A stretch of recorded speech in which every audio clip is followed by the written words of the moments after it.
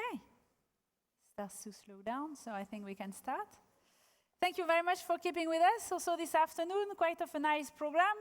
And with no due delay, I will introduce the next keynote speaker. I'm a very fan of Christian. I think we're fan of each other. We work for many years together.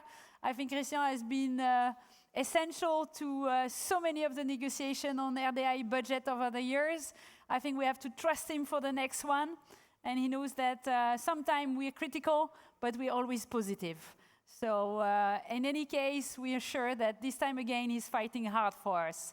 So Christian has actually started in 2004. I've looked it up a little. And so it's more than 10 years in the ITRE committee, which is looking at research, among others.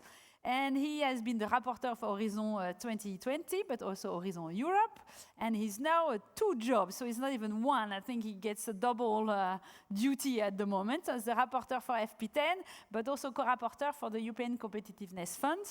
He's also the chair of STOA, and if you didn't know, the working group on FP has been created by Christian many years ago, which is actually, I think, the working group training all the new MEPs in ITRE every time to understand what the framework program is. So to have such an experienced MEP being a fan of RDI, I think it's kind of a blessing for our network and for all the RDI actors. So Christian, thank you again for taking the time for us, much appreciated. And the floor is yours, so a big applause for Christian, please.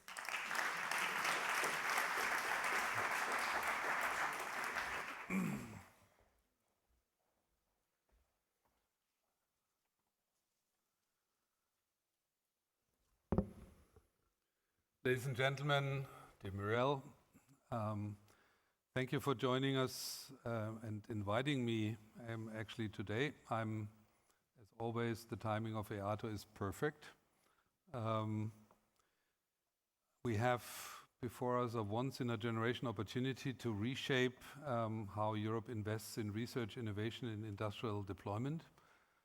And I would like to highlight in the very beginning that the President of the Commission, and usually the Parliament is by nature critical, the President of the Commission did something brave because she had been reshuffling from the, let's say, spending part of the European budget substantially to the, let's say, investing part of the budget.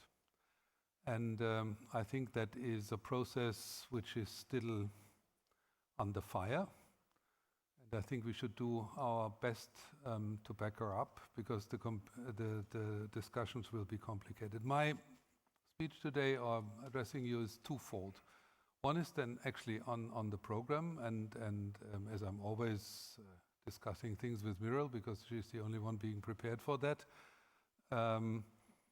I would like to start with the other part, which is more the part on budget. And that might sound in your ears like politicians talk. They like to talk about abstract things like budget and have no clue about the details like a framework program, but I think it's important to understand.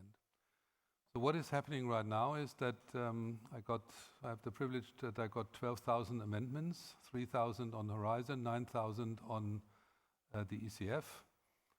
And as it is, we are in a time of really arbitrary allocation processes. It's not quite sure whether we're going to negotiate the MFF before the French elections. And I would really like to address you that you, in your capitals, you address your governments that, I think it's a risky game not to make a deal, an MFF deal before the European election. You might say that is far away from our interest. I wouldn't say. Because after the French, the Spanish, the Polish elections, we are in September, perhaps October of 27. That would leave us practically 3 months to negotiate completely an MFF and then all the detailed program, including then the ECF, CEF and Horizon. And I think that is not a good idea. Politically, it's not a good idea, but it's also not a signal because, we are talking about, yes, to some extent, adopting the instruments, but I think that research policy has also a lot to do with continuity. And we should be aware that, yes, we all like to talk about a revolution, but I think in many ways, for example, some of the joint undertakings, we need a certain continuity and also a signal to the stakeholders that there is a substantial funding, but there is also a certain continuity and reliability in funding. Why do I say that? Part of these 12,000 amendments is 135 billion euros of ring fencing. That it has a reason in the ECF. It is simply that ECF has these famous 4 windows. More or less, one of the windows is somehow safe or sacred, and that is defense and space, because practically nobody in these geopolitical times is questioning that. So in a way, you can put that out of the brackets. I mean, it's part of our interest, obviously, but in part of the allocation process, it's simply not on the table anymore. So we talk in real terms in the ECF about 110 billion for the digitalization, including the infrastructure part, which had been taken out of the Connecting European Fund.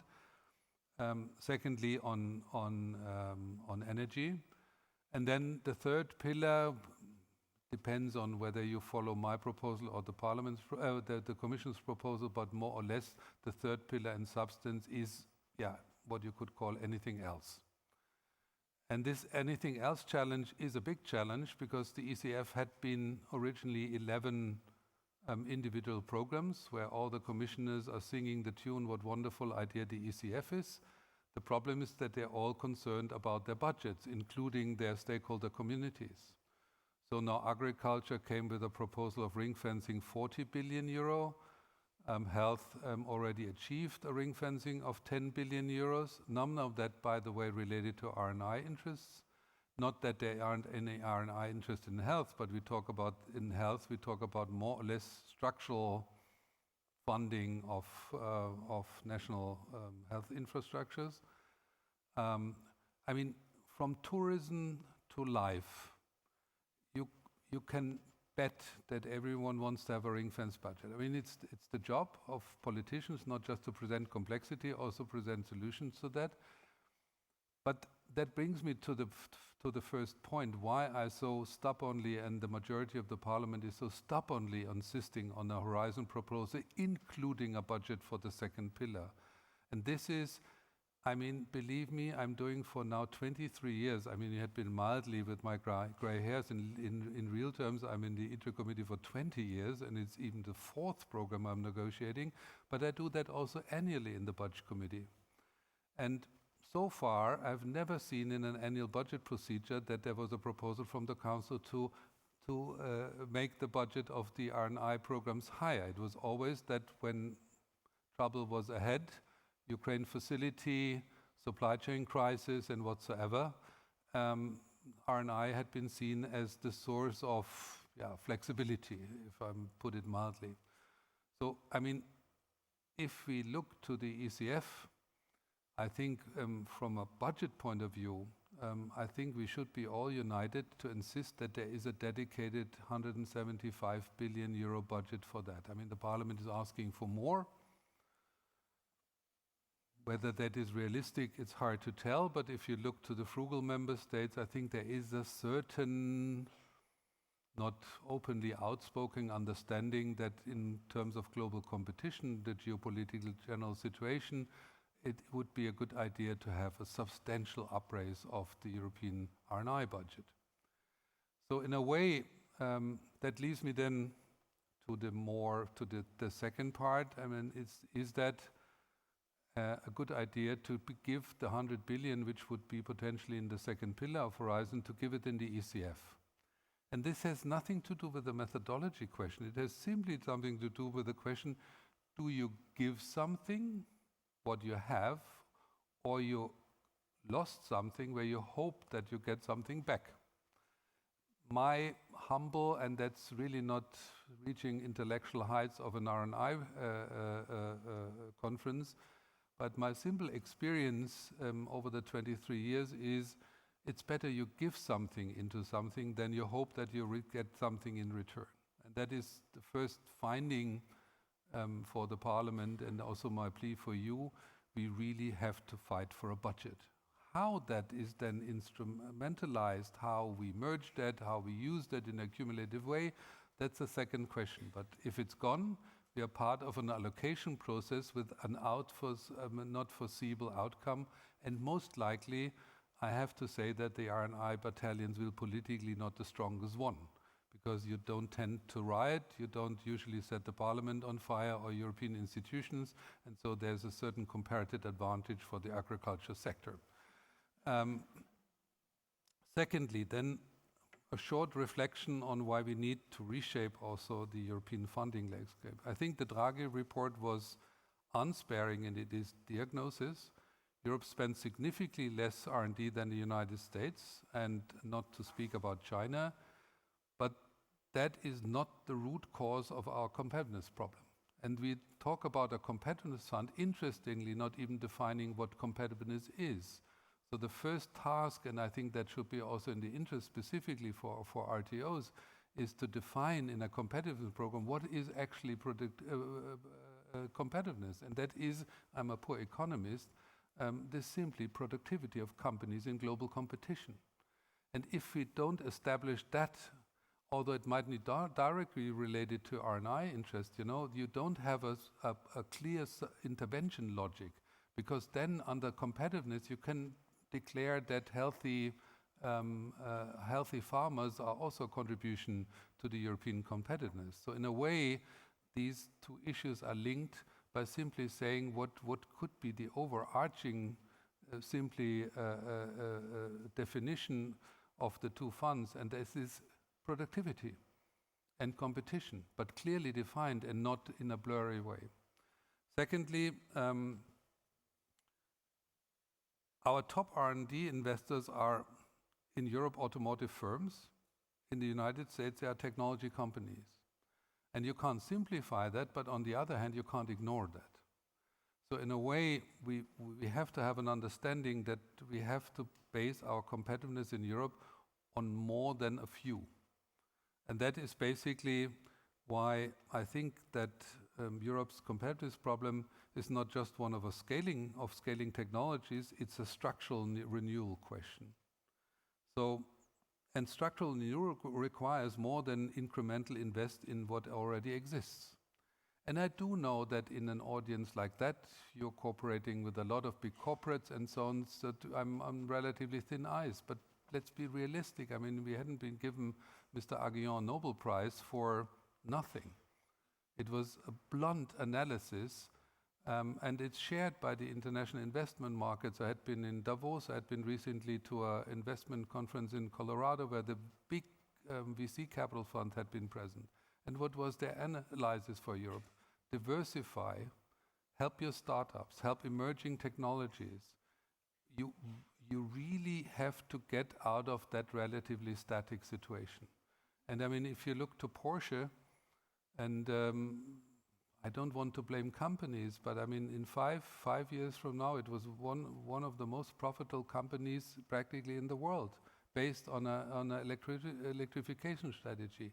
5 years later, they're struggling, and China is taking over the market.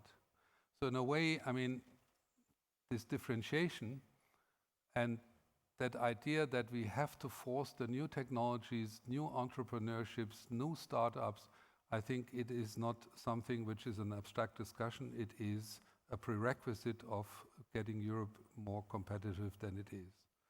So this connects a fundamental insight from Aguillon's about how innovation works. Growth depends on allowing new ideas and firms to replace older ones.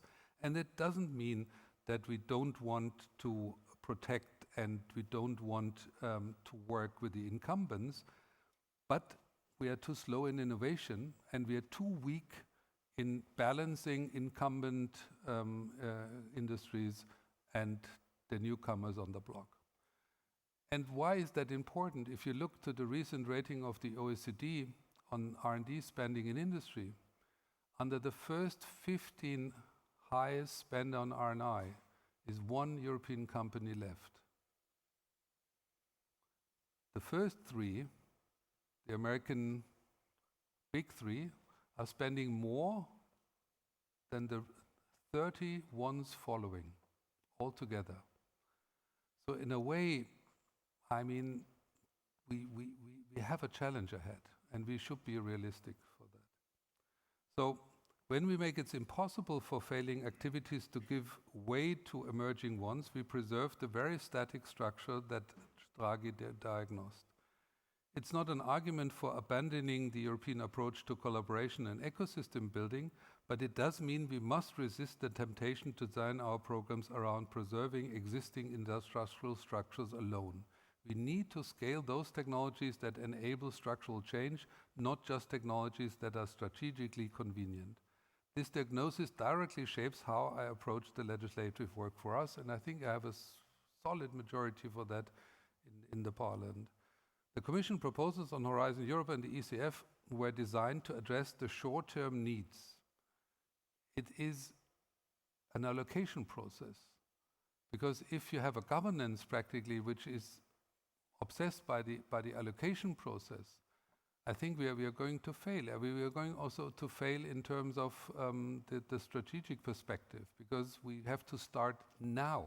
We don't have to start after we have finished the MFF negotiations in 29. We have to rethink the embedment of the joint undertakings. Policies have to follow innovation and not the pretending that you can top-down design innovation process. So in a way, yes, there is a certain dispute between the Commission and the Parliament. Are there ways out? Obviously, I mean, it's Europe. There will be compromises in the end, but I think at least the Parliament follows clearly the message we had been receiving from Aguillon and Draghi. So this would do exactly what I said is proposed so far, the opposite what we need to do for industrial renewal. The Commission proposed this, arguing that is about building an investment journey from research to industrial deployment. I mean, you're doing research. I had been the CEO of a biotechnology company. Do we really believe that at tier 2 or 3 you could identify either a company or a product? I mean, we are in basic research, and we should do. We should do, because we have to have a broad funnel which then leads on the higher tier level to products and investment journeys. But to pretend that you can top down from tier 1 design investment journeys, yeah, then you're the Central Committee in China, and let's see whether that is going to work in the future. But whether the Commission is really the Central Committee in China, hard to tell. I fully subscribe to the need of an integrated approach to Horizon ECF, but I fundamentally disagree that designing a journey should start at the end of the journey. It needs to start at the beginning. The end point should be determined through creative destruction and not through a planned economy approach. This is why the two programs need to be implemented in close coordination, but they should have separate programming to make sure that Horizon starts the new journeys while the ECF is funding the end of the journey. And I have no problem, and that is my experience for 23 years, that we have instruments which are joint. You can program instruments, you can merge and accumulate spending. But if you really believe that this is going to work in an allocation process in an ECF, which should serve R&I, industry policy, at least 11 former centrally spent programs which not necessarily had something to do with R&I policy, I personally doubt. And I think as long as the Parliament is not convinced from the Commission's proposals, I think that negotiations with the Council will be looking for a solution which is practical and also more transparent to us. So this is the overall principle, but as I mentioned, this does not mean that we need to abandon the collaborative approach. In particular, new technologies and companies cannot simply replace existing ones, because we also know that the competitiveness of companies depends deeply on the innovation system that surrounds them. It's that why we need to strengthen the European funding as well. The Commission rightly proposed to move towards a more portfolio-oriented implementation of the program.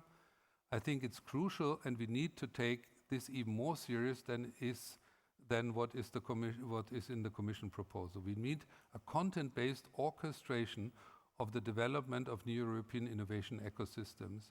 And that is why I propose to introduce an expert-led approach in Pillar 2, because, as RTO knows very well, orchestrating the development of an ecosystem is not something that can be done by journalist civil servants. Orchestration requires a deep understanding of the underlying technologies and the nature of the companies involved. And this is one of the reasons why I propose to move the EU tech frontrunners from ECF to Horizon. I'm fully aware that for RTO, the ECF dominance looks like an attractive proposition. And I mean, Muriel had been the most brilliant manager of interests in RTOs I've ever seen. And let's be realistic, I mean, you're the real force in Brussels. I mean, how long it takes for the university to have a common position. We have 82 university organizations, so every time I want to know something, whether I share it or not, I go to Muriel. But on the other hand, let's be realistic. I mean, we have to have a comprehensive Horizon program. And specifically, we have to have a certain predictability, a continuity in the programs. And I think that is fairly underestimated because we made R&I, there is obviously plausibility to join forces of the two funds. But basically what is happening is that we created a governance for an allocation process. And there I'm not so quite convinced whether the allocation process really goes in the direction of R&I. So is the expert-driven approach the revolution the Commission is fearing? I mean, historically interesting is that the RTD had been an expert-driven organization because it was never meant to be a director general, a directorate. Actually, the Commission had been proposing a relatively slim governance and then had been hired experts. But these experts went to court and wanted to become public servants. And they succeeded in front of Belgian courts. So the Commission's composition in the very beginning were public servants which had been formerly experts from the sector. That made the strength of the RTD. For long years, the RTD had, compared to other RTDs, a lot of expertise in their subjects. But the RTD got older, as we all know. And then what happened was more or less they were following the Dutch model, so they externalized into agencies. And I mean, what are the semi-public servants in the agencies? I mean, hopefully they're experts. So in a way, the problem is simply that the system, and we see that this is not the intervention from the parliament, I mean, we simply read the impact assessments. What we see is that more or less these agencies are occupied by 1/3 between the RTD itself and their rightful proposal or their rightful idea to control what they had been created. So more or less 1/3 of the efficiency of the agency are in that. You see that for example, the midterm review are coming later and later. Why? Because it takes so long to get the data from the agencies to the RTD and then to some kind of a political or empirical digestion. So in a way, we are not talking about creating the world from new. The question is to what extent we are understanding that the complexity of steering this process needs not just the tip of a generalist public servant. I think we need more expert-driven programs. And if I listen to the dreams of co-creation, which reminds me a little bit of the kindergarten evening parent sessions we had when co-creation was such a wonderful word and we would work together with wood and colors and so. I mean, is the impression that co-creation had been making calls more concise, more pointed? I mean, at average, I mean, it's just a statistic. A call of the European Commission has 12 applicants, allocating 125,000 euro to each of them, running for 3 years. I mean, it's the perfect way to get rid of money. But whether that is really in a fast-moving environment, that's really the way to address calls. And then you need an expert driven system, but if you really want to have an outcome-based evaluation of that and not just spending money properly, the consequent logic is that you, in the midst of a call, you can change the course, because it could be that you get in a dead-end road, you would redefine your call, and then you would get in the right direction. But right now, we are statically, once the call has been placed, we do it, we ride the horse to the deadly end. So if you don't have experts, if you don't have more people coming bottom up actually from the stakeholders, you won't be able to steer the whole program much more in an impact-based and an outcome-based direction than if you have a very static situation where public servants are pretty much saying, okay, if the call had started and if the money is spent properly, then in practical terms we are fine. So in a way, I'm not questioning the authority of politics. I mean, I'm a politician by myself. I'm simply saying the execution of programs on the level where we really talk about formulating calls, I think that should be much more expert-driven than it had been done before.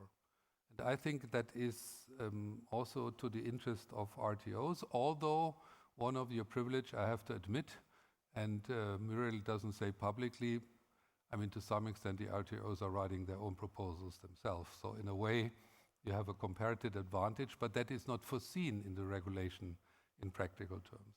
So what I'm trying to make you understand, I mean, the process is not us against RTD. In the RTD, they're brilliant people, they're really smart people. But I think we should understand that the dynamics of innovation doesn't allow us anymore to have this static, bureaucratic, more or less proper spending-driven system.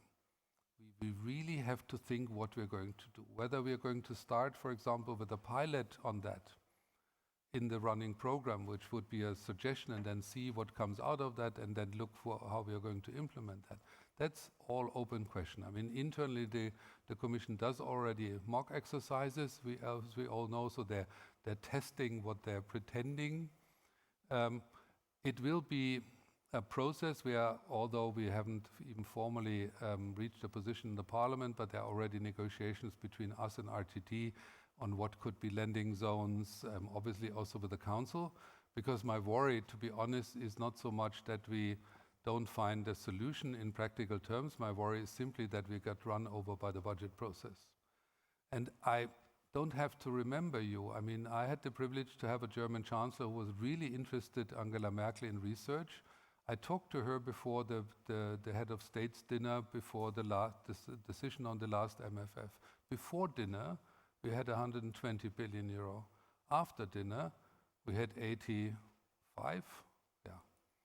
So then we renegotiated, we got 10 billions more because somehow they were ashamed.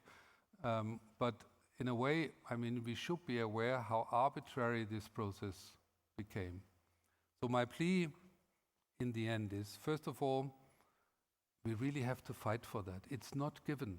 And I said that recently to the universities, this moral superiority or the intellectual superiority of the victim is something you can choose, but then you lose. I mean, this is no longer the times of enlightenment when the princeps is graciously giving money to the research sector, never enough, but always for sure. This is a brutal allocation process. I need your help. I count on EARTO. We know the utmost important roles of RTOs in this whole game, but I think we have to get our knees together and really fight for that budget. Nothing is given. A lot of figures are promised to anyone, but now we have really to close the deal. Thank you very much.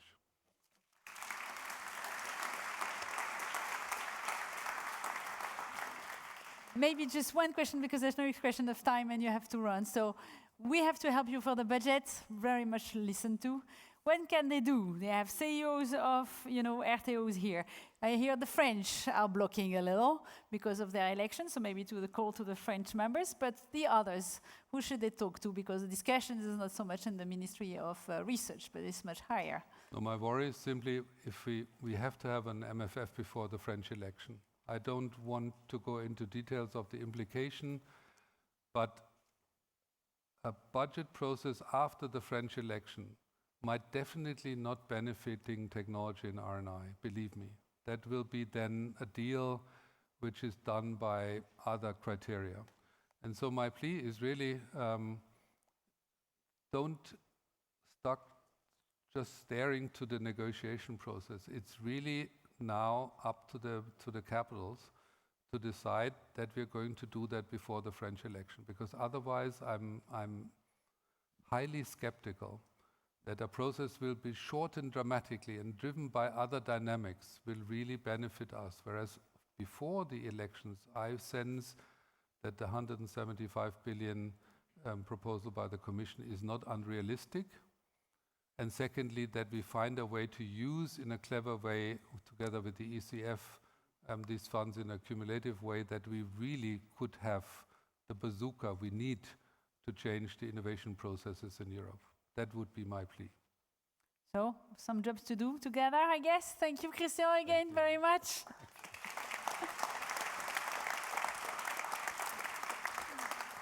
And of course, we could discuss with Christian a couple of more hours on experts, teams, partnerships, and others. So I'm sure we come back to that once we get the budget together first. So we are going to go and call now Anne Vandermeersch is the VP Public RDI Policy and Programs at Imec.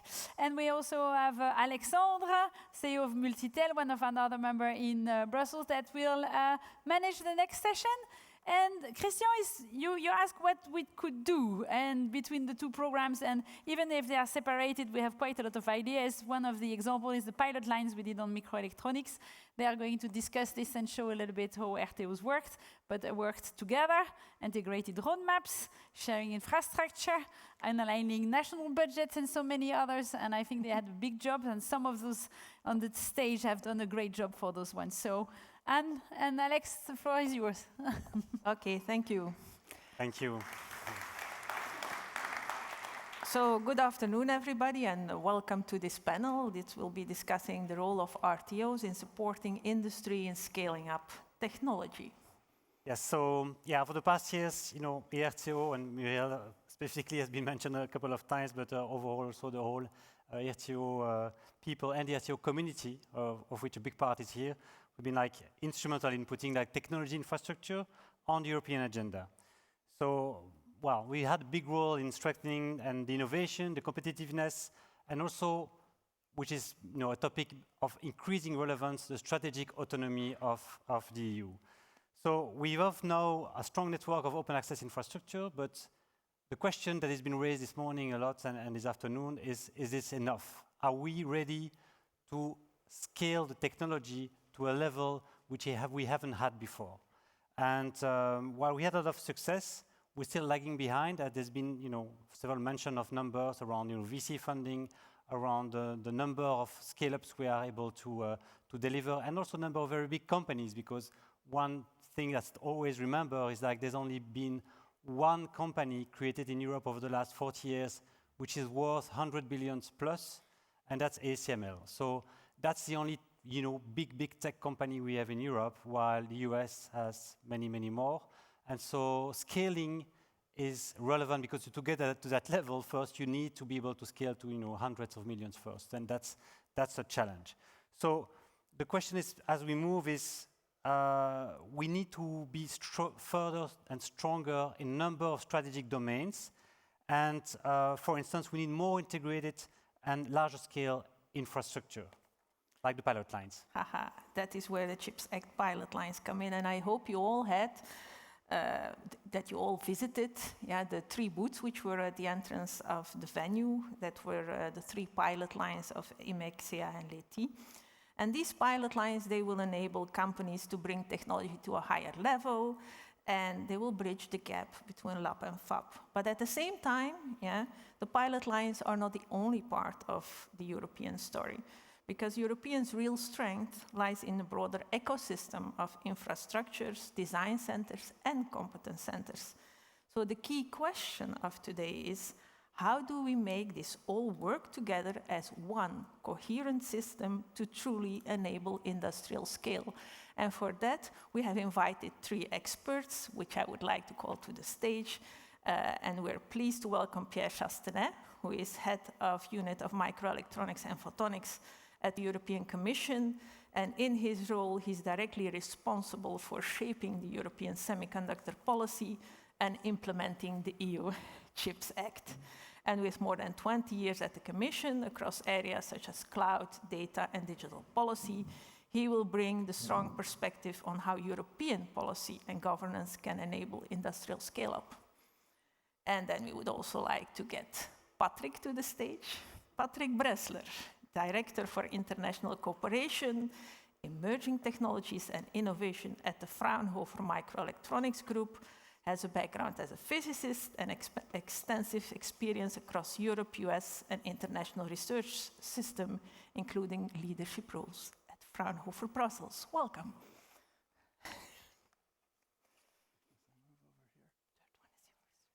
And now let's welcome Bruno Paing, who is the Vice President for Europe and International Public Affairs at CEA-Leti, with a career spanning public policy, internal cooperation, and industrial partnership, including role in industry, diplomacy, and in R&D collaboration. So welcome on board. Thank you.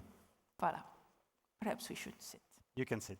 How do I go? You want to sit? You go, sit there. Good. So let's start off with something easy. Yeah, so I want to ask Patrick to start and explain to us what is the most important role of the RTOs, yeah, if you look for high TRL, and why this role is essential for scaling up deep tech in Europe. How much time do I have? You have 30 minutes minus 28. No, okay, so let's be real fast. First of all, RTOs in Europe are unique, right? Yep. And I'd like to start off with, if you look at research and development technology, research is a market failure. That means you can publicly fund it. And if you think about like 50 years ago, there were people like working in research, in industrial research labs, doing fundamental research. That has all gone out the window. And this is where people speak of a valley of death and where RTOs have a reason for existence. 2 or 3-fold kind of jobs. One is to provide services and the technologies for small and medium-sized companies to pick up, to test, to validate their own ideas, so providing a technology service. For larger companies, we are actually, to be blunt, truffle dogs. They let us loose on technologies and to find out the interesting ones that fit. It's about risk management, and I think I'll leave it there before I get lost in too many details. Thank you. So, no, I would like to ask a question to Bruno then. How critical is for you the RTO layers in enabling companies like SME to actually scale, because it's nice to bring innovation, but how do you go to the scaling part once you get, to higher TRL levels? Yeah. So first, I think that it's really embedded in the structure and how RTO operates. It's our mission every day to develop technology and transfer the technology to industry, because we are not RTOs here to just develop technology. I mean, the end point is really to transfer this technology to the company and that the company makes a good profit of it, so that they can scale, develop products and sell the products and be profitable and then have money to reinvest in further generation of innovation. So, and that's really embedded in how RTO works, because we all know as RTOs that part of our budget comes from contract research. So we have to be good at that. We have to be good at transferring innovation to industry, and because that's I mean, what we need to continue operate and get revenue from this research contract. Then how to scale is a big question, especially for SMEs, because they need us, of course, to develop the technology, and we need them also to be successful. And that's a big question. I hope and I wish that the pilot lines will be a great help for that. That was a huge effort done during the CHIPS Act 1 to develop the R&D capability of RTOs by investing in the infrastructure and by funding ambitious R&D programs. And of course, the whole challenge is to make it work and to make it scale, and hopefully the additional capability of RTOs will help do that. But we've heard also this morning that there's the funding issue for the companies. They need to get access to more VC funds to scale, because that's not all on the R&D part. It's also on how the company can scale from a company point of view. Yes, and now we know where we see the RTOs between academia, between industry, trying to scale things up. How does the Commission actually see the role of the RTOs? And then I'm actually asking, particularly in the context of this future MFF and this ECF we are hearing about, the interplay between the two. Pierre, can you say something about that? Okay, maybe indeed I would say the RTOs are an essential element of Europe's competitiveness strategy. It's really accompanying the companies in the research innovation process and try to bridge a bit the gap that we see between the academic world, which sometimes can be very theoretical in Europe, very world-class, don't get me wrong, but a bit too theoretical to transform this into economic value. And that's where RTOs come in with a lot of competencies in accompanying industry, from startup SMEs up to very large companies in their innovation process. And I think in Europe, RTOs have developed a big know-how on how to accompany companies in this process. We've seen this obviously with the CHIPS Act 1 and its implementation. We're going to come back to the pilot line, but I think the involvement of RTOs in the implementation of the CHIPS Act 1 witnesses the role that RTO can play in accompanying industry in their innovation development. So essential architecture for the future in the next MFF.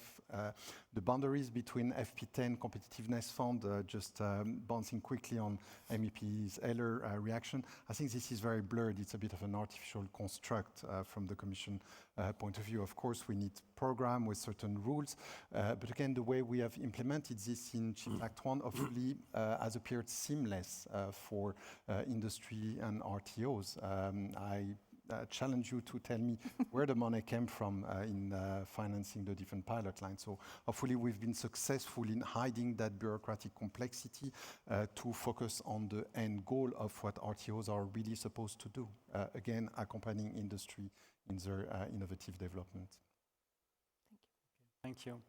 But I think before we move, or we focus a little bit more on the pilot line, which is of course a key part of the ecosystem, we'd just like to step back a bit and for me, like for instance, coming more for like the private sector, I worked like most of my career in for startups, scale-ups, and larger companies.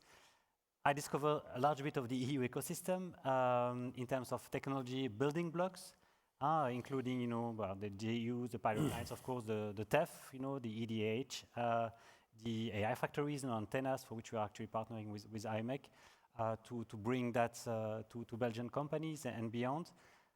It's quite an extensive area, also a bit complex maybe for some people who don't understand it. And I'm addressing the question to you, Patrick, is that what is your perception of the current EU architecture to support the technological development? I mean, does that make sense?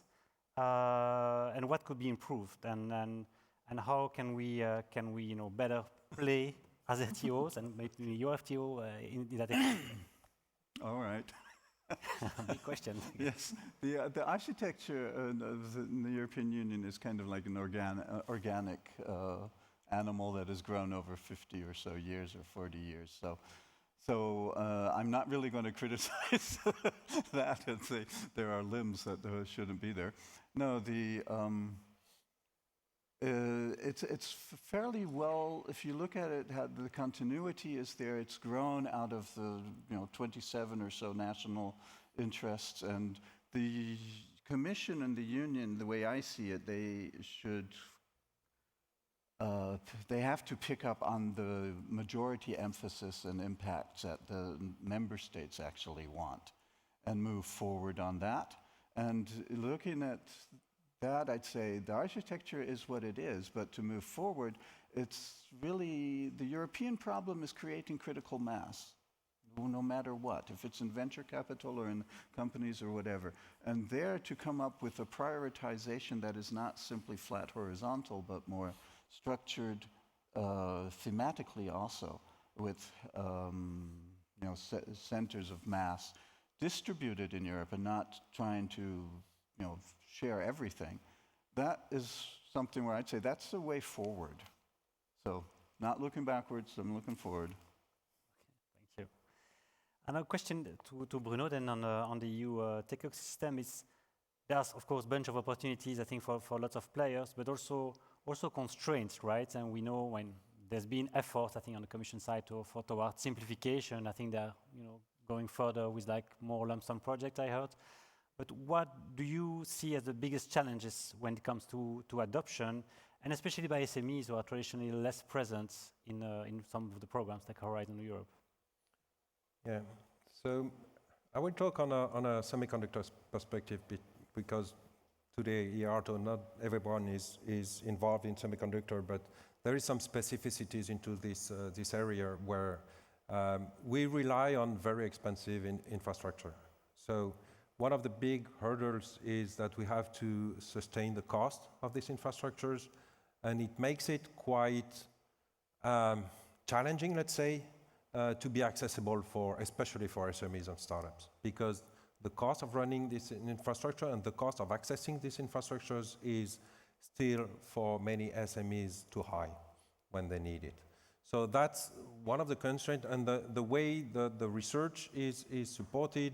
We have a very good organization with a different program to support the R&D programs, but we still need to find ways to support our infrastructures, to maintain our infrastructures, and to make it accessible to SMEs and startups.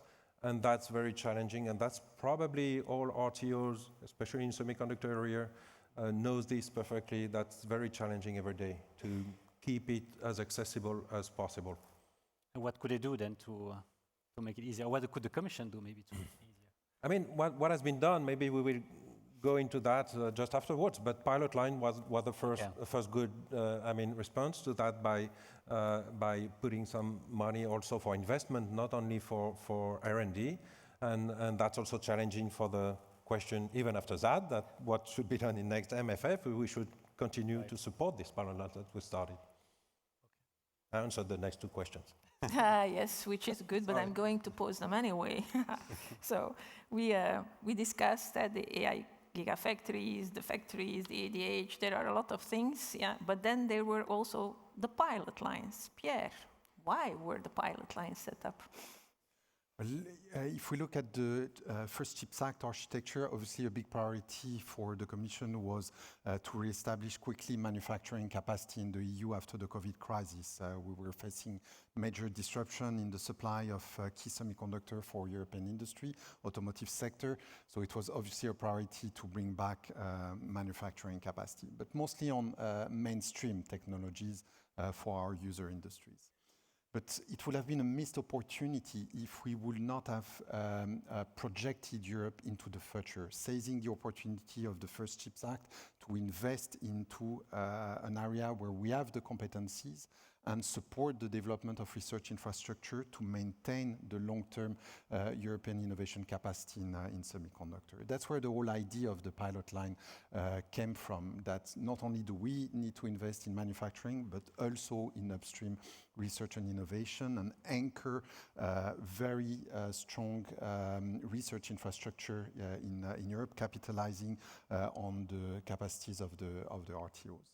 So one of the difficulty we had, of course, was the choice of technologies. And for those who were there, you may remember the amount of debate and meetings that resulted in order to select the most promising technologies where Europe has a chance to compete at global level.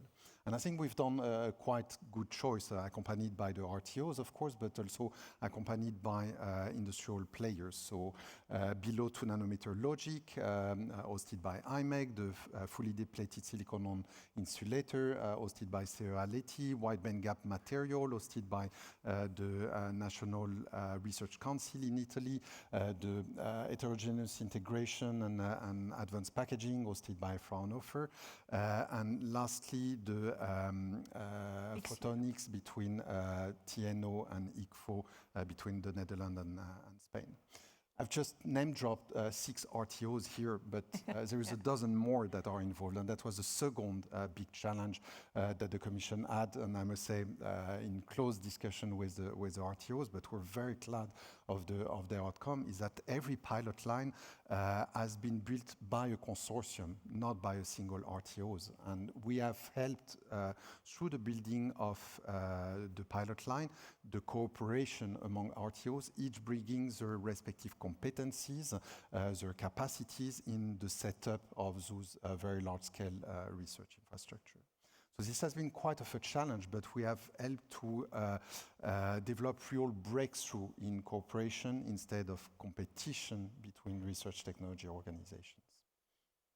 Yep. So, and then we RTOs made a very nice and big proposal for you, and we are now working on these pilot lines for almost 2 years, I think, and for some of us a little bit longer, for some of us a little bit less. But at least for us and also for CEA, we have been there now for a while. So Bruno, can you perhaps give us an idea on what now the biggest bottlenecks are actually moving the results we have and bringing them to validation in real industrial deployment? Because we still see some bottlenecks there. Yeah. So we are there now because after, as you say, 2 years or a little more than 2 years with the pilot, since the pilot line started, so the R&D is going well. We are having the first results, and now we come at a moment where we try to increase the industry adoption or industry utilization of the pilot lines. So we are into what we call the user projects, where industry or some other research or universities can come and use the result from the pilot line, use our pilot line or go further with this technology development. And then we see, and it's been quite seen by everyone, I think, in the assessment of the first CHIPS Act, is we need more connection between the pillars of the CHIPS Act. And I think that's not a very strange position, because everybody sees that the R&D part has been developed, reinforcing R&D capability. On the pillar 2, it was more like for industrial investment, for manufacturing, and now we really need to bridge to have a pillar 1.5, where we could have the industry getting some support to be incentivized to use the pilot lines, because that's really key for the success of the pilot line, that we now can achieve and be successful into bringing the industry into using the pilot lines. But still, we need to keep our RTO's mission, which is to prepare the future. And industry may also want to have, some development for the products in 2-3 years. And we need to keep our RTO mission, which is to prepare the technology for in 5-10 years. So we need also to keep these pilot lines, the capability to plan for the future and continue developing the technology that are maybe not needed today or next year, but in 5 to 10 years by industry. So, of course, we have some pressure to have rapid results and rapid industry implementation of the technology we develop, but we also need to keep this ability to prepare the future, and not only looking at 1-2 years result into the industry. We need to keep both. Yeah, before I go to Patrick, there is a thing which is called open access, but open access, Bruno, is not the same as free access. And I think also there we have some that's true. Some challenges to look at. Sorry, just to precise that, because that was part of when I say we need some incentivize to industry to use the pilot lines. that's what I wanted to say. I mean, the cost and the access of the pilot line is challenging. So somehow we need to see how we could support the users to have some help with the cost of accessing our infrastructures. Yeah. So that Thank you. I'm sorry. No. It's making the bridge to the question to Patrick that is like, okay, can you perhaps give us an insight on what you think would be needed to ensure this industrial pool and how Pierre can help us to get there? Yeah, he's sitting here, so we can ask him. You know. I hope you can help us, but I think the basic, if I was to prioritize, one thing I'd like to say is really update the state aid rules and regulations. RTOs are somewhere in the between academia and industrial exploitation. And if you look at the U.S., the competitiveness rules in the U.S. used to be, I don't know what this administration thinks about them, but they used to be focused on what is good for the end user, meaning the American end user. And if you look at the European approach, it's more about 27 member states. So if what is happening, is that bad for a competitor? Is it a disadvantage? Is it an unlevel playing field? And if the threats or the challenges of Europe to be competitive globally, and that require us to change our view on that. It has to go to what is good for Europe, or the European end user. And to go back to the RTOs and that, we need, via state aid regulations, better models, cost models, a voucher system, how to work with industry, how to work closer to, say, prototyping and small-scale production, and how to make that possible to be faster. And then the other thing is we need to be able to create critical mass faster than we do in Europe right now, which means a closer link to venture capital, also for the RTOs, how to work in accelerating startups and spin-outs and whatever. And I just lost my thread.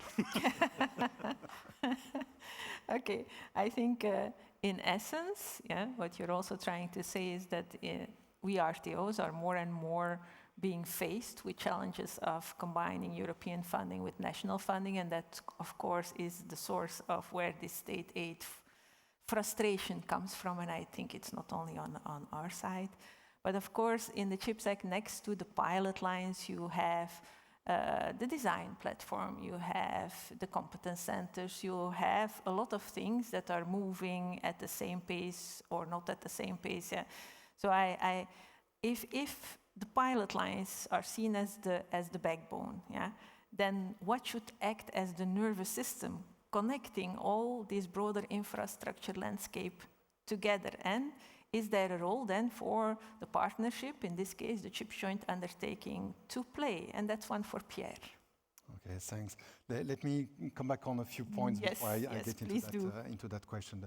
The first element I would like to raise is insist on the fact that with those pilot line on semiconductor, we have developed a world-class research infrastructure. The world envies us for those pilot lines, and we can see customers from all over the globe coming to Europe, coming to Leuven, coming to Grenoble, coming to Berlin, coming to Italy, Spain, and the Netherlands to get access to this research infrastructure. And we're talking big names of industry who come to access to develop their next generation of product, next generation of manufacturing processes, thanks to these advanced research infrastructure facilities. So does it have a cost? Absolutely. It's an essential part of the indispensability of what Europe has to offer to the global semiconductor ecosystem. So we shouldn't shy away from, we have something that is really unique in the world, you want to come use it, yeah, of course you have to pay the price for it because it doesn't come for free. Especially, and I think you explained this well, Bruno, there is a cost to the maintenance of this infrastructure. It becomes quickly obsolete. You need to renew equipment. You have all sorts of operational costs, not the least the human cost of maintaining this infrastructure. So this needs to be maintained at the level it is today. The second element is, okay, we share the frustration on state aid. We managed to get away with the setup of the research pilot line in the first CHIPS Act, not to have to notify this. I think our colleague from DG Competition have gone a long way in the flexibility in the interpretation of state aid rules when it comes to semiconductor in particular. We have announced the CHIPS Act 2 last week, and I, of course, encourage all of you to read it attentively, notably the annexes that accompany the CHIPS Act 2. The devil is always in the details, but I think there are quite interesting elements for your constituency that you will find in the first couple annexes of the CHIPS Act 2 on research infrastructure and on strategic projects. The last element may be coming a little closer to your question. I think the brain that we have to bring beyond the different elements that we have, the pilot line, the competence center, the design platform, is to be industrially result-oriented. What we want is concrete industrial output from all these different instruments that we have put in place, and this is a core focus that we will put in the implementation of CHIPS Act 2. It's great that we have superb research infrastructure, that we have some of the best brain, some very strong research ecosystem, some very good startup. But if we do not manage to scale this up at large industrial scale, then we have not accomplished anything. And I think that's a key remit that we need to pursue in the coming year, is make the best possible use of all these instruments in order to bring it to industrial competitiveness. So key focus area in the coming years. Okay, that brings us, well, we have one minute left. Maybe we can take a couple of minutes extra. So, move to the last topic, which is actually, there was a nice introduction to the last topic about the future and the funding, especially of the future. So, as a question, to both of you, Patrick and Bruno, about the next MFF. It's been talked about also by MEP Ehler and the challenges that comes along. Well, what is on your wish list? What would you like that the MFF contains, to maximize the impact, specifically on the pilot lines, but also maybe the broader tech ecosystem? Yeah. So for the next MFF, if I can do my wish list, we've heard this morning that it's true that we have R&D strengths in Europe, and we need to strengthen our strengths. But what we heard also is that we have this morning, I think it's 6% of the population, of the world population, 20% of the scientific production. But we shouldn't take it as granted. We need to continue investing in R&D because, in the US, in China, in many other countries, the R&D investment is huge. And in a number of topics, technology topics, we see the competition is rising very fast. So let's not keep it as the position is granted for forever. We need to still be competitive at the R&D level, and we need not to give up on the R&D effort in the next MFF. And then to come back to what we have in particular in this area of the pilot lines and semiconductors, we are looking carefully into the technology infrastructures, because these kind of infrastructures, it's quite natural for research infrastructures that it's understood that you need to fund these infrastructures to get them at the best level possible so that researchers can use these research infrastructures. It's not as accepted as obvious for technology infrastructures. It's a bit new, but in fact we are facing, as Pierre also said, the same issue. We need to keep and maintain this infrastructure at the right level. So we are looking carefully into this technology infrastructure development, because somehow we are going to need to find some ways of maintaining these infrastructures. On top of course, all the R&D programs that we need to develop on these pilot lines, but that's to finance the R&D, the researchers, and to be successful, I agree. in being really focused and concerned about what is the industrial impact of what we do. Anything something to add, Patrick? That's hard to add to that. I would add that it's about really what we also heard from Christian Ehler is about how to create the critical mass or the impact in Europe and to accelerate. And one specific task would really be to find out or to develop better models for SMEs, startups, to use the pilot lines, to have access to the pilot lines. Then the other thing would be to have dedicated co-development and technology development programs with large companies using the pilot lines. Maybe that. Okay, great, thanks. Just maybe last question before we move to the closing question, or which you left. Well, let's make it the last question because I see we are both in front of us. So what would be then the one priority you see to ensure that the pilot line and broader ecosystem work together as a current system? It was actually, we discussed a little bit about that before, about we have the backbone and then we need a nervous system that works better. We actually experience it also. We are coordinator of projects like the TEF Health for Belgium. We are part of the AI factory antenna, as I mentioned. We are also part of other, broad European ecosystem, but it's still a challenge to make this work together. I think the EU sees that, even in our country, and but across borders it's even harder. So what do you think in terms of that nervous system? What is the one thing you'd like to implement as in just in one sentence? So shorter than I did. You start? Yeah, I think it takes time. It doesn't happen overnight, and we started with the pilot line. It was a huge effort. We need to continue the effort. We need to build on that. I mean, we need to do new things, but let's not go to something else completely different. We need to build on what is existing: pilot lines, competence centers, and design platform. We didn't talk about competence centers, but that was a huge change, actually, even in the brain system. Now we have one, let's say, natural contact in each of the member states, or maybe more than one in some countries, but at least one contact in each country, and that's a huge change. And when we approach new countries, we know directly where we have to go to have a first discussion. So let's build on what's been started. Well, the next step would be to make a coherent approach for, to unify the 5 pilot lines, get them to be able to work together, to exchange wafers, to have a manufacturing execution system that works. And the other thing would be to create a specialization in Europe, that it's you cannot fund everything everywhere. Select the strong points and build them.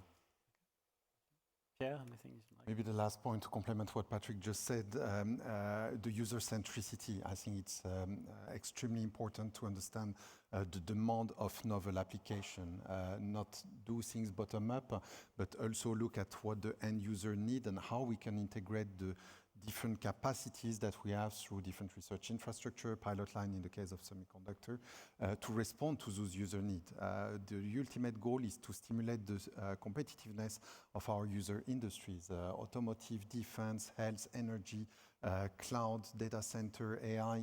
We need to make sure that we can bring together all the capacities that are available from a research and innovation point of view to support those end user industry, because it's their competitiveness that is at stake. And with this, I think we're going to end the panel and thank the 3 experts for being here today and share their valuable insights with us. So thank you. Thank you. Yeah. Nice.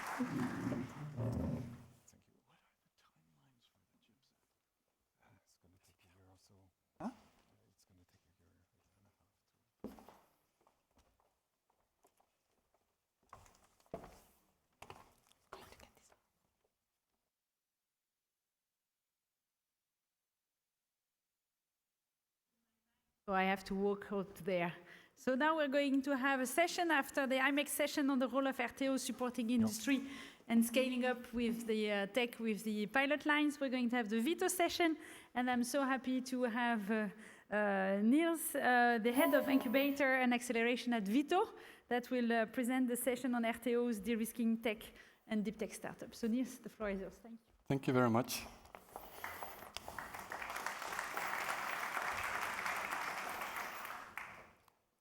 Good afternoon, everyone. Let me start with a simple proposition. Europe does not have a deep tech invention problem. Europe has a deep tech translation problem. We are very good at producing research, patents, prototypes, and technical talent. But we are still less effective at helping enough of that science become companies that are investable, industrially relevant, and able to scale. That is why this discussion here today matters, and also why RTOs matter. I would like to highlight the European Innovation Council's 2026 Impact Report. Since 2021, the EIC has allocated more than 6.5 billion euros in grant and equity support to 476 Pathfinder research projects, 217 transition projects, 808 startups and SMEs under the accelerator, and 19 companies under Step-Up Scale-Up. Just as importantly for this discussion, the EIC data shows that Europe's research-to-market pipeline is real. Pathfinder and transition projects have generated over 1,800 unique innovations, 75% of which are assessed as market-creating or targeting emerging markets. And completed projects have already led to more than 140 startups, with nearly 200 more planned. So, as you can see, the pipeline is there. The challenge is not whether Europe can generate deep tech. The challenge is how we, as RTOs, can help more of it survive the journey from lab to market. And if we look more specifically at the role of RTOs, the picture becomes even more concrete. The recent EARTO IDEA Consult studies on 15 European RTOs report 393 active deep tech spin-offs, generating a whopping 16,826 employees in 2022. These are full-time equivalents with an active average lifetime of the spin-off of 9.7 years reported. This is not a marginal activity. And it is increased over the last 10 years. This is already a significant part of Europe's deep tech economy. So the EIC shows that Europe has a strong deep tech pipeline, and RTO evidence shows that Europe also has the institutions capable of turning that pipeline into investable, industrially relevant ventures. So the question for today is not whether RTOs have a role, because we clearly do. The real question is, what role should RTOs play in de-risking technologies for deep tech startups? And where are the limits of that role? Because de-risking is one of these words we often use very often, but not always very precisely. For me, de-risking does not mean making a venture safe. It does not mean eliminating uncertainty, and it does not mean replacing entrepreneurship or market pool or investor discipline. What it does mean is helping a young company move faster through the most uncertain phase with better evidence, better infrastructure, better partners, and better decisions. In practice, at VITO at least, I think RTOs do this in 5 concrete ways. We reduce technical uncertainty by asking the question, does this technology really work beyond lab conditions? We reduce execution uncertainty by giving startups access to pilot lines, test beds, and application environments they could never build alone. We reduce credibility risk, because technical validation from a recognized RTO changes the conversations with industrial parties and with investors. We reduce time to learning. Deep tech is already slow enough, and shortening the learning cycle around performance, manufacturability, and regulation is real added value. And we reduce the venture formation risk, not by becoming the founder, but by helping structuring IP, clarifying the route to market, and making the proposition legible to outside capital. The evidence for this is already there. Both in 2026 and 2024, Financial Times named VTT Launchpad one of Europe's leading startup hubs. More than 60 companies have been spun out from VTT's own IPR, collectively raising more than 1.2 billion euros of equity funding, and the majority from private sources. 400 million euros just in 2025. In 2021, to 2025, VTT's originating startups attracted 12% of equity funding raised by all Finnish startups. You should take a moment to think about that. What is important in the example, for me at least, is not the number, but it's the model it points to. It's a sequence: research, incubation, a fundable spin-off, and then industrial scale. And also at the European level, the policy direction is also evolving. The European startup and scale-up strategy explicitly highlights access to infrastructure, networks, and services as a growth condition, not a side issue.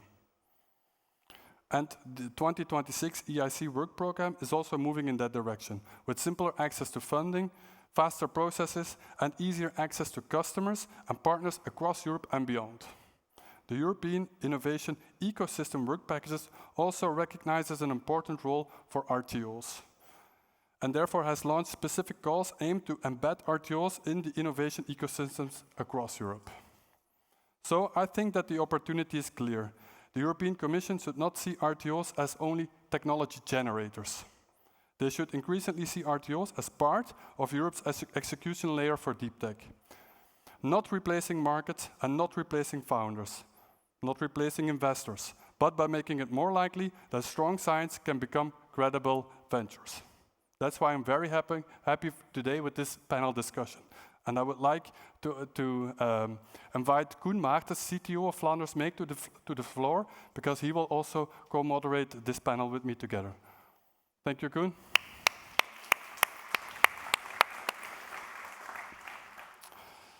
We have, in one conversation, also the investment and portfolio perspective of the European Innovation Council, represented by Mr. Michiel Scheffer, President of the EIC Board.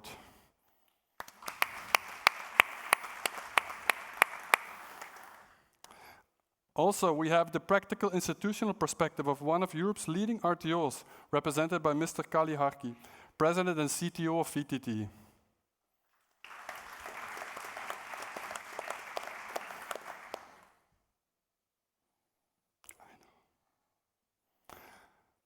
And finally, we have the policy architecture perspective from the European Commission with Ms. Ekaterina Novikova, Deputy Head of Unit for Innovation Policy and Access to Finance at DG Research and Innovation.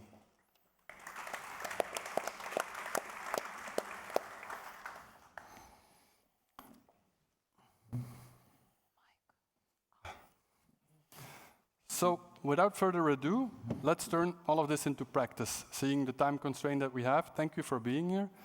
If we say that RTOs are de-risking partners, what exactly are we de-risking? I direct my attention to you, Mr. Kali. From an RTO operator's perspective, what are the things that RTOs can de-risk for startups?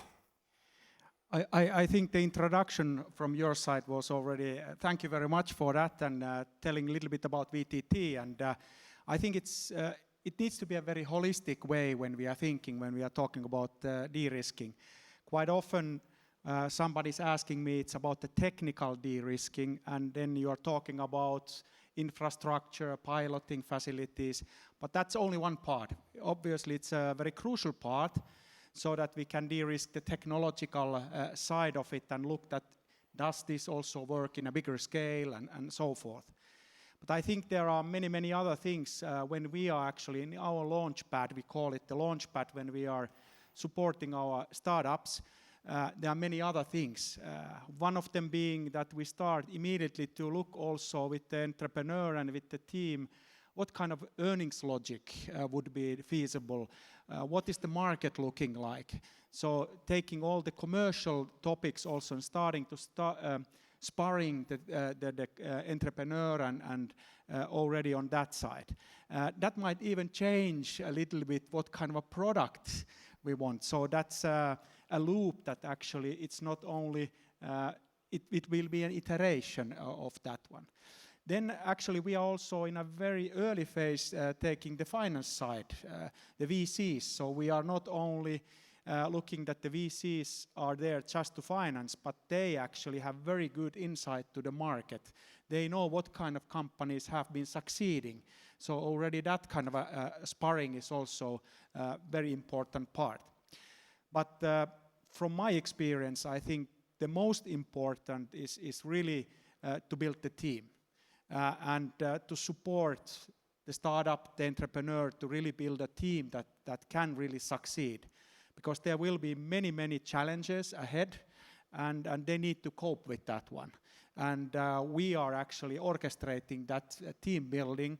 And once you succeed with that one, quite often you can see the best teams, they will succeed.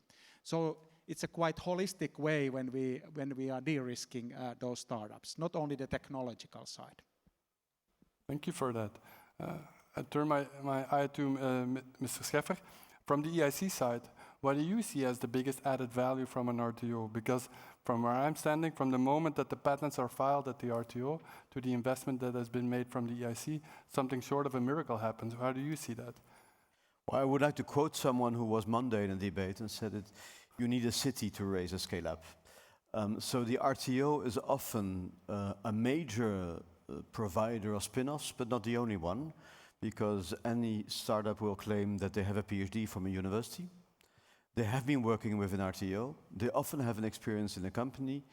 And of course, they have other funders that come in the beginning. So it's often the interplay or the orchestration of those different actors that make a good startup. So RTOs are essential when it comes for technological knowledge, but they are probably not the best knowers of the financial system. So that's where the financiers play a very important role. So what the EIC has managed to orchestrate, I would say at a different level of symphony, more Beethoven than Sibelius, is basically to orchestrate that at the European level and to organize also bridges across the level. They also think that are implicit, because you mentioned the team. The interesting thing is when a company comes for the EIC, for transition or for the accelerator, they have to come with 3 people.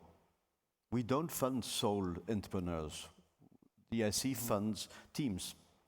But you also see those teams changing. So that also means that besides the technological part of the team, often a CEO comes in later. So it's very important to have an ecosystem that is able to support the startup through that whole story. So let's say we had the Pathfinder, the Pathfinder transition accelerator. Now we have STEP, and very important, announced last week by the commissioner, we have now the scale-up fund. So it's basically possible to do that. But that shift also implies to bring along new players coming in. And where RTOs play also a role is that many RTOs are also the public research centers. For example, TNO in the Netherlands is also the defense research centers. To bring that competence is important. It's also important that the RTOs bring in their networks of SMEs that can basically act as subcontractors or providers. And I think by now the biggest barrier we have in Europe is still, let's say, the timidity of the corporates to join in, and often corporates are also partners of RTO. So that's also the part of orchestration. And what is also finally the point is that since RTOs know each other, you're all members of EARTO, it's also important to foster the bridges between. And also sometimes RTOs say, I'm not the best one for this, go to my colleague there because they are better. So building that map of European stronghold is also important. I would like to pop in once on your remark, because today I'm in Vandermeersch. I'm the CTO, so I worked 2 years in Vandermeersch before I was in industry. So I looked from a different perspective. And I saw often that the industrial side, the corporates, the big corporates, the factories, they have excellent, I would say, demonstration platforms. The only thing which doesn't happen is those scale-ups that maybe that you fund or that you support. Somehow they should good use of those corporates infrastructure, let's call it, as their daily operational life, as a kind of, I would say, show of excellence, as demonstrate, but also as a validation infrastructure. So how do you see that interaction between both? Is this part of the challenge? Because there is an opportunity as well, I think. Well, there are 2 parts. I mean, one is the EIC has a program of corporate days, of corporate partnerships. That's quite important. It is also essential that it goes beyond the pilot stage. It's nice to do a test with a Siemens or a Procter & Gamble, but it has to move on to industrial production, to large scale. So that's an important component. But I'm a geographer, so I love to look at maps, but you also see in certain regions a much more intense connection sets. And we also see that still, let's say, in the industrial strong regions of Europe, Lombardia, Baden-Württemberg, Flanders, the southeast of the Netherlands, you see much stronger connection because there's a closeness of the startups to an industrial system. And what is really essential, ASML is often mentioned as one of the few champions, but the subcontracting landscape of those companies with Carl Zeiss, Trumpf, but also a lot of SMEs is really essential for the competitiveness of Europe. Katrina, I would like to jump to you once. So, of course, you have the need for infrastructures, networks, ecosystems. But in my personal experience, there are some other needs as well. And for me, Europe has also a big challenge on the scalability, not necessarily on the funding, but also on the market. So what's your opinion about the needs for policy making, how to push or to support the startups, the scale-ups, which is an even bigger challenge from a policy perspective? How do you look at that? So here I would like to maybe start with the startup and scale-up strategy. Because of course you mentioned already that's very important initiatives that we have. But here we are looking it from looking it from innovation ecosystem perspective. And here it's exactly as you mentioned, this networking, or as Anne mentioned, this nervous system that we really need to connect different actors and bring them together.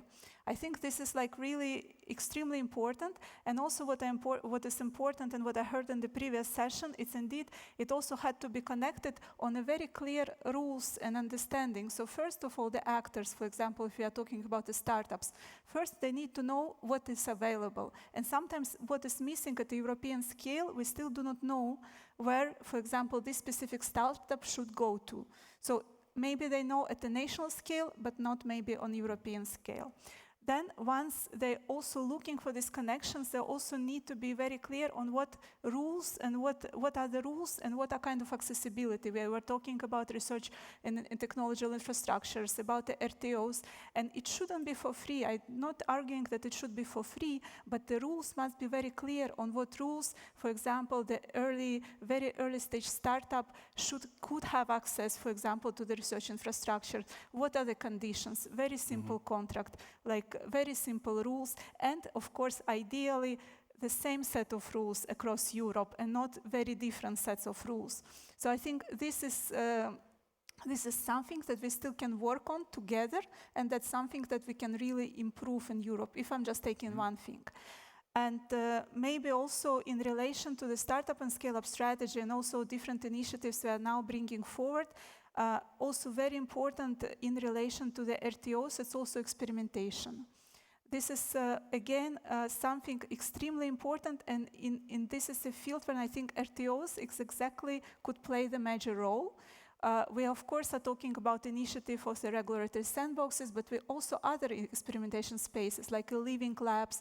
But basically, when we are talking about the de-riskings, we also shall speak about opportunity to experiment, also the space to fail, if I may say so, but then hopefully also the space where you can really test the bold ideas, market models, and also come up with something really tangible. And of course, afterwards, indeed, have this mechanism to very quickly identify this innovation and also scale it up.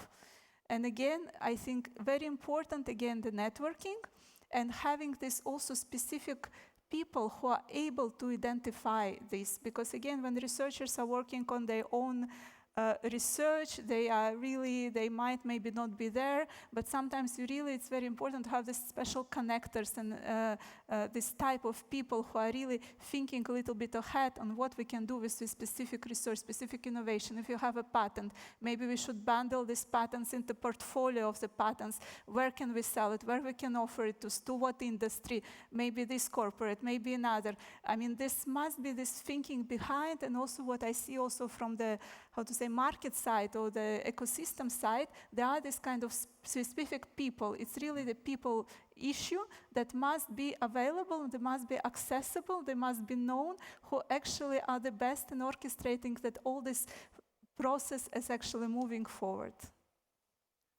Going in a little bit deeper on that, do you then see two streams, like local hubs and also one layer across Europe, or how can you translate that across your startup and scale-up strategy?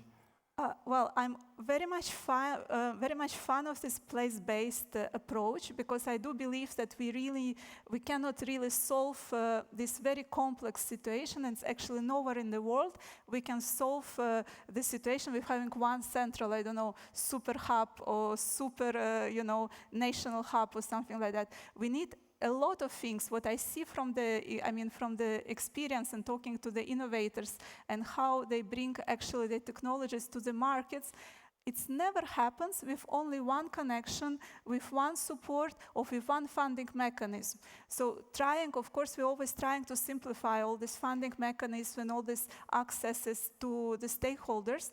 But at the same time, it's an illusion. It will never be this case because in different moments of the company development, you need different types of accesses, different types of support, different types of advice.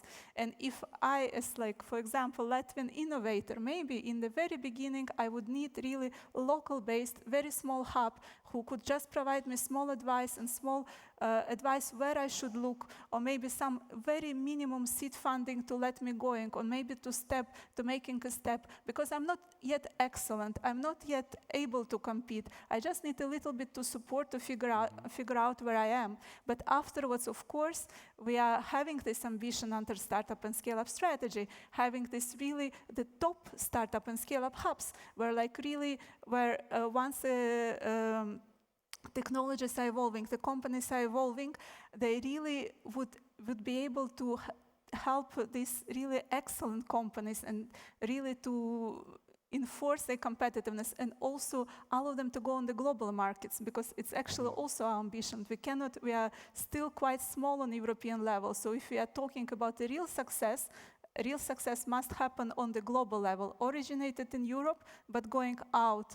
So of course, we need to build in Europe this kind of different types of support facilities, but all basically helping this innovation to investment journey, as we are talking about it, to help all the company from the very inception stage, the technology and the people, to the really scaling up stage. Okay, that's clear. Maybe just a comment in practical life. Typically, when you have a new startup, so they need the support from local. For them, it's very difficult to go around in long ways. But then after that, it is very important that, because we cannot duplicate the expensive infrastructure, similar kind of stuff in each of the countries. So that's why we need to have an EU level, very much common playing and looking which kind of infrastructure where we build, so that and then we need to play together. But in the very start, when they are very small, they need to have that local, because for them it's very difficult to go further away in the startup. But very soon after that, we need to play on a bigger level. Yeah. Kalle, I have a question, because your success story is quite interesting. So you had the infrastructure, but if you look today to new ideas, they bring disruption. It's rather on the value chain. It's not always on one particular, I would say, chain. It's the full value chain. And there is the disruption. You also have the geopolitical situation where raw materials, your waste is my raw material of tomorrow, let's say. So this means that those small companies, the startups, scale-ups, they have to think very differently on the value chain, how the economics will evolve, and how they can potentially disrupt that chain. If you have that many success at VTT, how do you support companies on that? Because they often are not used to think in that way. Maybe also also the thinking that all of the good ideas should be new startups. I think that's also not the right way. So we need to look that in some cases, some technology should not be a new startup, but should be embedded in a company that is already there. So then we need to think about their licensing topics, and that's what we are driving also now in order to get bigger companies in certain areas. That's why you need to really holistically look the whole situation. Is it worthwhile to make a own startup, or should it be part of a bigger one? And this is obviously something as in the toolbox that you need to have. Mm-hmm. One final question, because we are really on a tight schedule. Michiel, maybe for you, from the EIC side, where is the biggest gap for you guys? Because is it still selection or funding, or increasingly execution after funding? And do we have as RTOs have a role to play in that execution part after funding? Well, what is important is three things. One is the uniqueness of the EIC is to offer proactive management.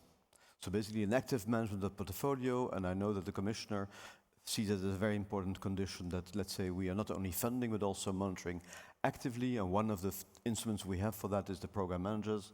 I've seen Walter Evers, one of the new ones, so that's important. The secondly is to bring in a project either to partnership with RTOs, let's say more implementation knowledge, either as investors, co-investors, or as partners. So that's also an important component. And finally, it's important to bridge the gap also with potential users, that users' voice is integrated in the project. So it's really building an ecosystem, again, building a city for the startup, around the startup. What is also important in what Yekaterina says is we should not overestimate, and so far the EIC, I often say the EIC is the icing on the cake. Meaning you can only put icing at this cake. And in all the countries I go to, it's you have to provide the cake. And some countries do that very actively. Lithuania has done it fairly well. Slovakia is doing it. Bulgaria is starting to do it. I was in Romania, they're also starting to do that. So basically invest strategically in infrastructures, but also invest actively in creating those networks. So that's quite important as well. And also to make some comment, yes, local is important, but I think the most successful company in Finland is set up by a German. Accelera, also a very successful company, has a big site in Timișoara to do research. And what I feel from also the evaluations, the majority of the founders have done an Erasmus program. So let's say there is also a European reality already that goes beyond, let's say, the localism. And especially in the value chain like quantum, you really see quantum working as a European system, where when a French company applies, they have a support letter of a Finnish client or a Dutch supplier. So we really have to foster that across value chains, the different cerises with the icings meet each other. Thank you very much for your insights. I'll give a big round of applause for our panelists.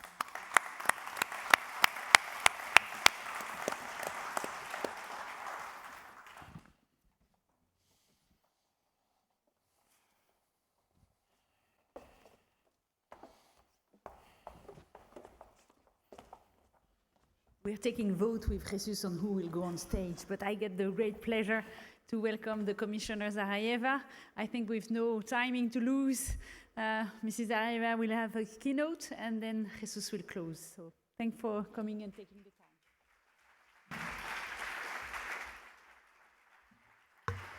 time. Good afternoon. I was a bit early and I managed to listen to the panelists.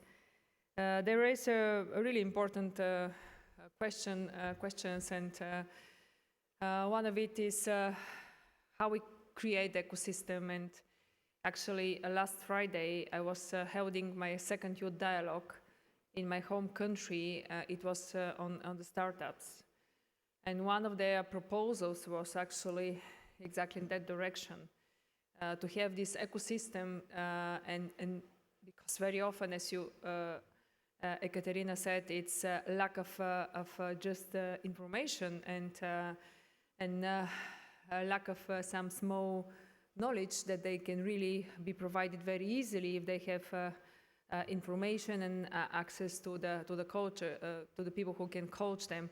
But what is really important, I believe, is to think as Europeans. Of course, small ecosystem, local ecosystems are really, really helpful. They're really important. And the member states' instruments to support their startups, it's key. But I wish to see more and more of those instruments and funds, small funds, to be open for all European companies, not only those who are registered in their particular member states. This is how we are going to create a true European ecosystem that really in that everybody can benefit and that can really, I would say, extract the best talent and knowledge that we have, and including resources that we have at our disposal. And I believe that this conference shows very clearly how critical research and technology organizations are to Europe's innovation ecosystem. Even if they are not as well known as universities or startups accelerators, for example. We just have to look at our two hosts today to understand your impact, Imec and VITO. Imec started as a bold program in the 80s from a fragmented chips research landscape, and today it is impossible to discuss Europe's semiconductor ambition without thinking of Imec's pilot lines where companies test and refine their microchip design before manufacturing. These capabilities will be key also for designing future AI chips. And VITO does something just as essential. As a global leader in turning clean tech from science to innovation, transforming our decarbonization goals into business opportunities. This is the role of research and technology organizations, to bridge research and industrial power, the very theme of this year's conference. We know Europe is excellent in inventing. We host 1 in 4 researchers globally. We are second in scientific publications, and when it comes to patents, our share is comparable to that of US and China. Yet our single market report finds that only 1 in 3 of patents registered by EU universities are commercially exploited. And very often people, when they think about technology transfer offices, they think about how they help the scientists to patent. But I always say in my team, it's not a problem patenting, we apparently patent. The problem is how we make these patent products later, how we help those holders of the patents to go through the process of finding possible clients, to licensing, to certification, to make this patent a product. That's actually where your organization's work really is important and matters. And I believe that it's a huge waste of potential. This only 1 in 3 patents actually reach the market. As well as one of our strategic weaknesses, to be frank. We must provide not only that something works, but that something may be deployed and scaled. That's something that will strengthen our competitiveness and sovereignty. And this is where you two come. EARTO brings together over 350 organizations, nearly 230,000 highly skilled professionals, and partners with over 100,000 companies every year. You are already active in Horizon. You participate in all of our joint undertakings, 1 in 5 Horizon project overall, 1 in 2 projects under Pillar 2. It's a huge, actually. Moving forward, I see 3 main areas where Europe will continue counting on you. First is strengthening the full innovation to investment journey, especially deployment, as I already mentioned. With the next Horizon Europe and the Future Competitiveness Fund, we will work to ensure that our scientific excellence is not lost in patent offices, but that it reaches commercialization and scale. Cooperative research will remain central, addressing competitiveness and societal challenges, while simplifying partnerships so that our actors can focus on impact work, not heavy governance and red tape. We have illustrated this through the moonshot approach. These are large-scale endeavors that show the connection between Horizon Europe and the Competitiveness Fund. Think of fusion reactor, commercial carbon neutral plane, or personalized therapies, linking from the outset research to deployment. Second, research and technology infrastructures, which were mentioned during the panel. You know that under the Future Horizon, technology infrastructures are explicitly addressed for the first time. Before that, it was only research infrastructures. We propose to fund up to 20% of construction and upgrading of new critical infrastructures, from life science laboratories to supercomputers, supporting the strategy of research and technology infrastructures of last year. This is necessity because Europe's leadership depends on the optimal conditions of these physical assets.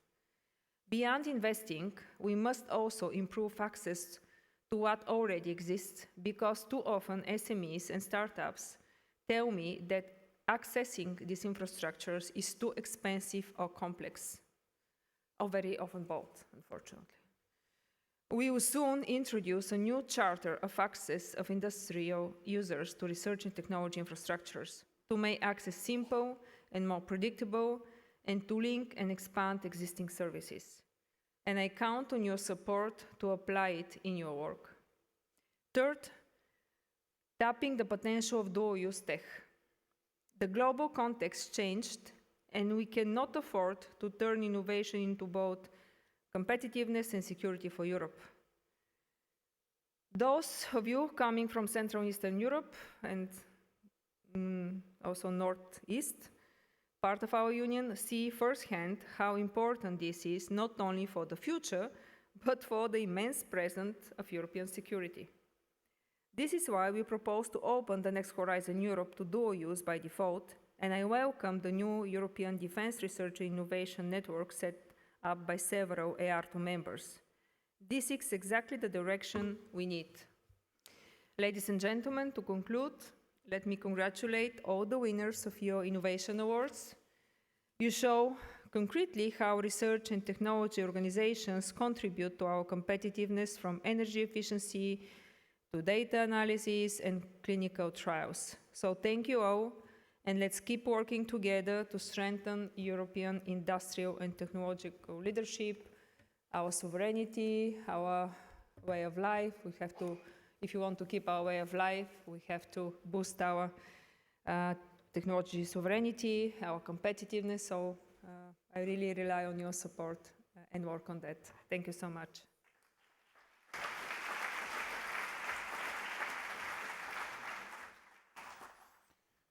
Thank you very much, Commissioner, for accepting our invite and sharing with us your words. And it's truly an honor to have you here in this EARTO conference. I have many questions, but I know that you have a very tight schedule, so we will try to have a couple of questions, or 2 or 3 questions. Please, a micro. The micro is coming. Okay. So my first question is, this morning we have been talking about many things, and one of them is that in Europe we are better when we are together. So how will you ensure that collaborative research, which is at the heart of the EARTO members, remain important in the future framework program? It is very important, and if you see the proposal of the Commission, it's the biggest budget is in the second pillar. This is collaborative research. The proposal of the Commission is 76 billion euros out of 175, so definitely it's important. And of course, this is a proposal of the Commission, but I see a huge support also in the Parliament, also in the Council as well. And what we want to achieve is, of course, a simpler program that really allow you to focus on the projects than on really complicated administrative procedures and a lot of reporting that will just lose your time. Because we very much talk about competitiveness and simplification, but we have to really define what exactly for us simplification is. For me, in particular, the simplification of the Horizon Europe means to shorten the time to grant, and that's the #1 priority. Of course, it's important to count the pages of the program, important to count the pages of the applications, but if it doesn't lead to shorten the time to the money, that's not enough. Because the time is of essence, really. You see how fast the technology are developed. And it's really important who is first on the market. So we really don't have this time, and I wish all of us to feel this sense of urgency that at least we in the Commission feel. Thank you very much. Will today's partnerships, I know that this is something that everyone wants to ask us a question, will today's partnership be continued under the next MFF? You know my answer, most probably, that I cannot say no or yes, because this is how the process happens. First, of course, we have to see how the negotiations for the next MFF will go and what will be the budget of the program. And then, of course, you know that we just started a consultation and debates about the future partnerships and the landscape, and I encourage you, of course, to participate in this call of evidence and to be active. So what is important to be said for the partnerships, we want them to focus, again, simplified landscape, it's also important for the partnerships as well. but also to partnerships to focus on the higher TRL level, just closer to the market, and that's really to contribute to the deployment. I believe that, of course, there should be a good balance between the different TRL levels. As well, also, I believe in a bottom-up approach. I believe that there should be not only top-down partnerships, but also possibilities and calls in the second peer who comes from industry, comes from research organizations and the scientists and the universities. So my message to you is be active and participate in the priority setting because the future partnerships will depend a lot on future priorities. Thank you. You know that the EARTO is very active, trying to react as soon as possible to the positions of the Commission, the Parliament, and the Council.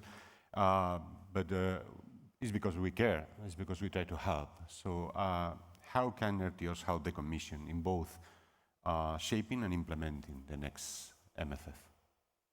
You're really experienced. When I read the data that you really literally participate in all joint undertakings and 1 in 2 collaborative projects in the second peer, 1 in 5 in all projects in Horizon.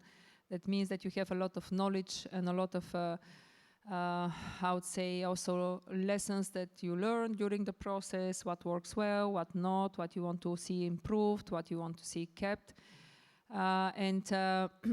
My plea to you is be active, lobby in the member states, because this is the proposal of the Commission. It's not a given. The size is not a given. And it's to program a program which size is 175 billion is completely different to program something that is 120, for example.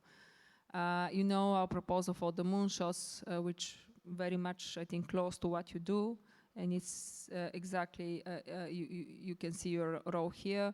But then how many moonshots in what will be the moonshots? It will depend a lot on the size of the budget, including how many partnerships and what of the partnerships will be kept and what not. So work for ambitious budget.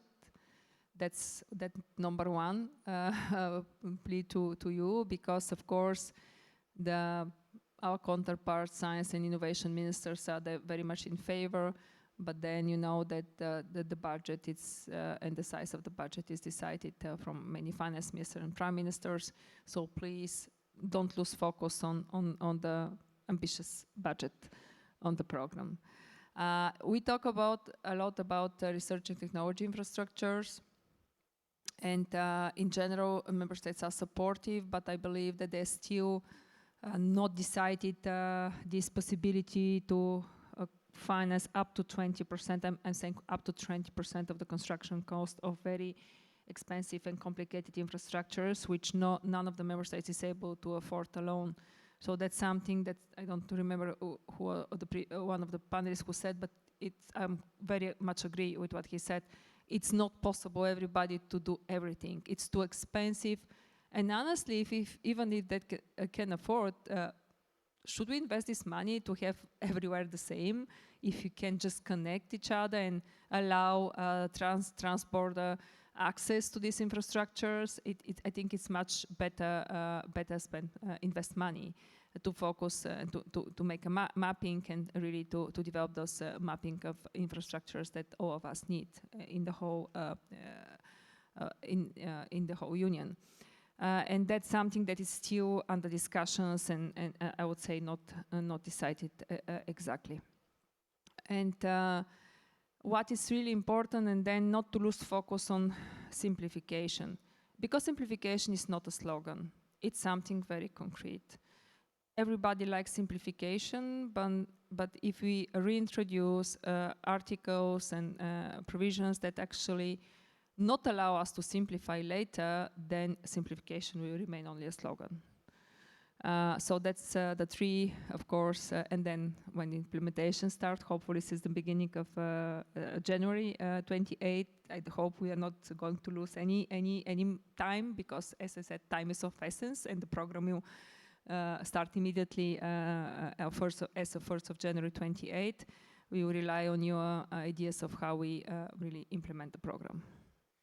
I keep 2 takeaways from your words. One is was already during the morning session, was agility, that Europe needs agility, and second one is ambition. Okay. So thank you very much, Commissioner, for your words and your presence. Please, a big applause.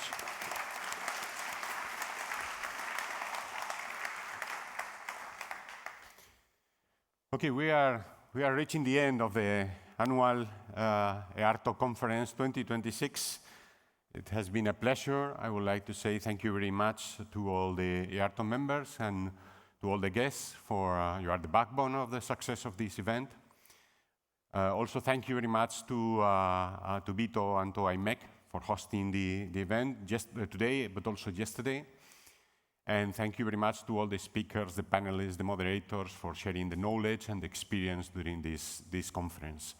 But before wishing you a safe trip back to your countries, I would like to share with you a short story. In 1495, the monks of the monastery of Santa Maria delle Grazie in Milano, in Italy, ordered Leonardo da Vinci to paint the wall of the refectorium of the monastery. The refectorium is the place where the monks have dinner. This is a well-known painting today, one of the most famous ones, is the Last Supper. And this was a scene that has been painted several times before Leonardo. So it was supposed to be an easy task. But Leonardo was different. Leonardo used innovation as the backbone of his life. Using the words of one of the RTOs of EARTO from VTT, he wanted to go beyond the obvious. 2 years ago, Mario Draghi presented a report saying that innovation was the cornerstone of European competitiveness. And later, the Commission put on the table a proposal for the framework program and a proposal for the ECF, based on innovation, based in European competitiveness on innovation. Leonardo da Vinci defined 3 different innovations in this incredible painting. The first innovation was based on the painting technique. He decided not to paint a fresco, which was difficult because it dries very quickly, so he made a radical innovation. He defined a new way of painting, mixing a fresco with a tempera. This is a radical innovation. This is exactly what the Commission is asking in Pillar 1. Europe needs to go from incremental innovation to a much more radical innovation to take out Europe from the mid-tech trap into the high-tech competition against China and the United States. The second innovation of Leonardo in this painting was related to perspective. He was well aware that the painting has to have an impact on his customers, which were the monks. So he decided to change the perspective of the painting in order that when the monks were entering the room, were having the feeling that they were having dinner with the figures of the painting. This is about Pillar 2. This is about generating an impact on the final customer, in our case, the European industry and society. This is the reason why Pillar 2 has to be in some way connected with the ECF to guarantee this transfer, this impact on the industry. And the third innovation, the last innovation he performed in this painting, has to do with the figures he painted. Instead of static figures, he decided to draw dynamic figures. They were making gestures, they were talking, they were expressing their feelings and the intentions. This completely changed everything, and this has to do with movement and with agility. And this is what the European Commission is asking us on Pillar 3, how we create startups and how we scale up these startups to be successful in the international competition based on agility and movement. One last parallel in the program, the framework program, and the painting of Leonardo. In 1498, when he finished painting, painters from all over Europe were coming to Milano just to take a look to this incredible innovation, to this incredible painting. And today, specialists consider that this painting is the end of the Middle Age and the beginning of Renaissance. In fact, this is what the framework program and the ECF is about, a reindustrialization of Europe, an industrial renaissance of Europe. Thank you very much. See you next year.